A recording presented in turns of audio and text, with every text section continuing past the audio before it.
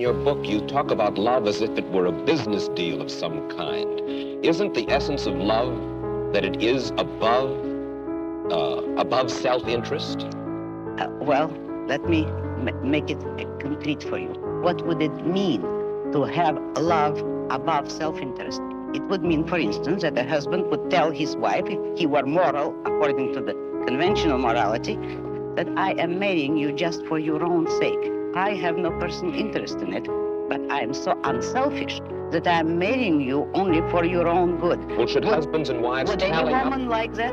Should husbands and wives, Ayn, tally up at the end of the day and say, well, now, wait a minute. I love her if she's done enough for me today, or she loves me if I have properly performed my functions? No, you misunderstood me.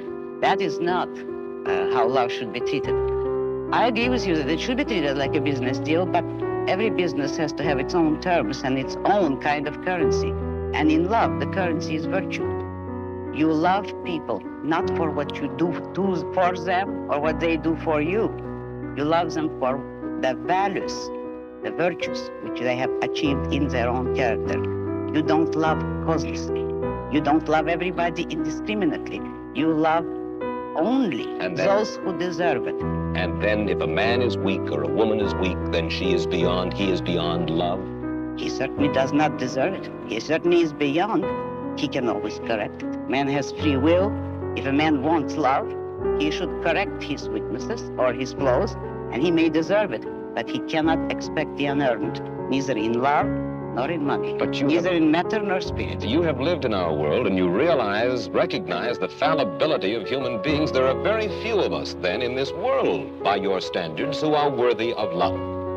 Unfortunately, yes, very few. But it is open to everybody to make themselves worthy of it, and that is all that my morality offers them. If they will... And way to make themselves worthy of love, also that's not the primary motive.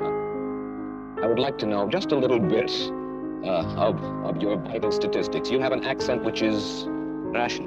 Russian. You were born in Russia? Yes. Came here? Oh, about 30 years ago. And whence did this philosophy of yours come? Out of my own mind, with the sole acknowledgement of a debt to Aristotle, who is the only philosopher that ever influenced me. I devised the rest of my philosophy myself. Your parents, did they die in Russia, or did they come here to the United States? No, I came here alone, and I don't know. I have no way of finding out whether they died or not. You are married? Yes. Your husband, is he an industrialist? No, he's an artist. His name is Frank O'Connor. And he, not the writer? He no, paints. Not the writer. And does he live from his painting? He's just beginning to study painting. He was a designer before. Is he supported in his efforts by the state? Most certainly not. He's supported by you for the time being? No, by his own work, actually, in the past.